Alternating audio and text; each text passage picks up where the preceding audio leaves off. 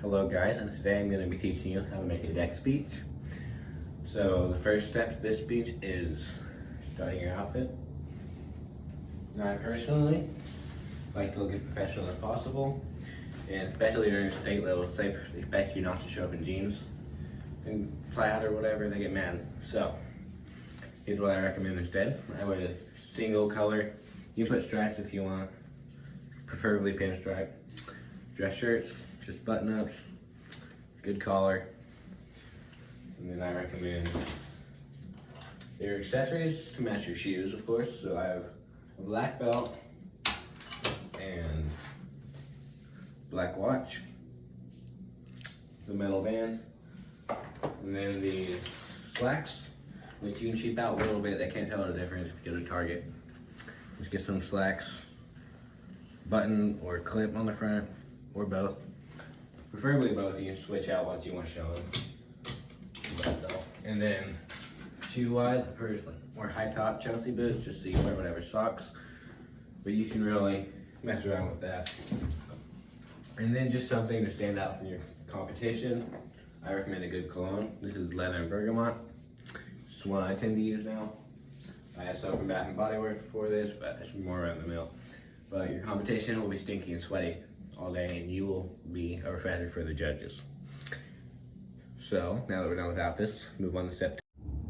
Now starting off with step 2, the first thing I'd like to do is identify the question. Now of your 5 questions you draw, you will pick one. And I picked some practice questions from last February. So I got, why are food prices rising in the US? So the first thing I did was type that into Google and find all the points people were elaborating on, just skimming through articles, and then I picked some of the more valid options to be safe with, and found some other options to be my sub points, and just the unique points to start off with to differentiate myself from my competition. So first thing I looked at was the food industry standard, and I went to the FDA. Now when you're looking for sources on a deck speech, it's recommended you use anything in education, government, or any sort of official agency. So, or college. I went with beef.unl.edu. So, we got university and education right here. This is a good agriculture magazine. They helped me through some of this. So, as I analyzed these points, I looked at the bulk buying for food industry standard and on the FDA requirements. And then moving on to another point, I went with livestock feed prices increasing. And I went to this beef website and found cows to generalize my livestock, and then the price per year of cow feed and the estimated going up, and then some other 4 factors like drought, weather, and then just the occasional killing of animals as we progress through the times to bring up through my speech. And then going with more shipping laws from COVID, because it's always a safe answer to go with just something super devastating or dramatic, and to really get more attention from the judges. So I went to maritime.gov, found all the CDC laws and everything else over what we're shipping with, and all the quarantine laws, and then bringing up the gas prices as a sub point in this one, to really help bring it together and tie the case in. So after I scribbled all my thoughts down with a notepad, I translated them to a card with as minimum as you can. I can usually make it smaller than this. You'll have a 50-word limit, but I prefer having just 50 characters. It helps keep it smaller and you can memorize it better to give up your card later on. So after that, you wait your 30 minutes and then you get ready to perform. So part 3 is how you're going to exuberate the speech.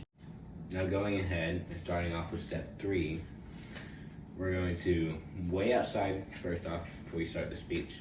And hopefully if there's a little window in the door, you can get a glimpse of your judges and see who you're up against.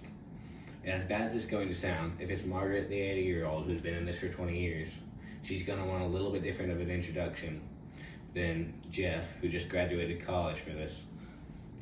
So what we're gonna do is start thinking of that introduction right out here.